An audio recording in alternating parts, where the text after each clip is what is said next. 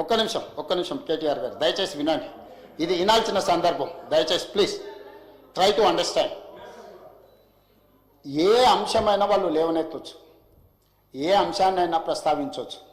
ఎందుకంటే జడ్పీటీసీగా, ఎమ్మెల్సీగా, ఎమ్మెల్యేగా, ఎంపీగా అన్ని చట్టసభలలో నేను పనిచేసి వచ్చిన.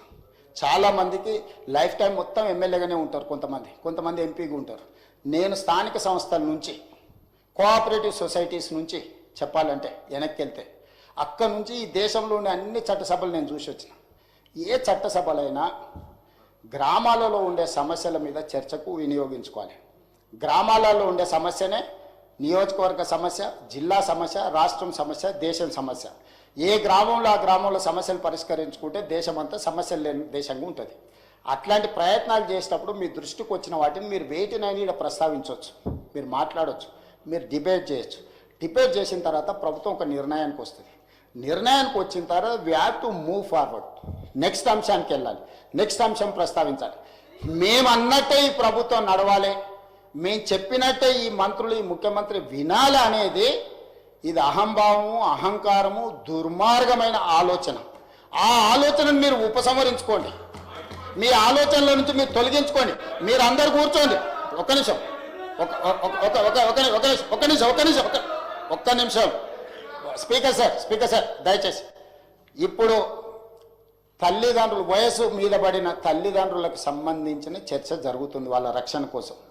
ఖచ్చితంగా ప్రతిపక్షానికి మైక్ ఇవ్వండి, ఎంతసేపు మాట్లాడతారో మాట్లాడమనుంది.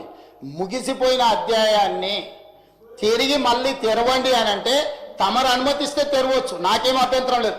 ఈ సభ మీది, ఈ సభలో ఉన్న ప్రతి సభ్యుడి హక్కులను కాపాడే బాధ్యత మీది. వాళ్ళతో పాటు నేనైనా, కడియం శ్రీహరి గారైనా, ఇక్కడున్న బట్టి గారైనా ఈ సభలో సభ్యులం. అందరి సభ్యులకు ఒకే రకమైన హక్కులు ఉన్నాయి. ఆ రకమైన హక్కులను కాపాడాల్సిన బాధ్యత తమరిది.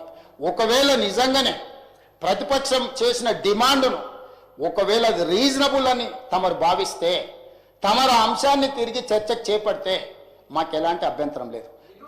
తమరు అది కాదు చర్చ ఇది జరగాలని తమరు ఆదేశిస్తే ఏ సభ్యులైనా సభ లోపల వినాల్సిందే. ఇది చట్టము, ఇది సాంప్రదాయము, లెజిస్లేటివ్ ప్రొసీజర్స్, ప్రాక్టీసెస్. దీనికి విరుద్ధంగా చైర్ను డిక్టేట్ చేసే ఈ డిక్టేటర్షిప్ ఎక్కడి నుంచి వచ్చింది అధ్యక్ష? పై నుంచి కిందికి ఆదేశాలు వస్తాయి, కింది నుంచి పైకి ఆదేశాలు వస్తాయి అధ్యక్ష? ఒకసారి చెప్పండి.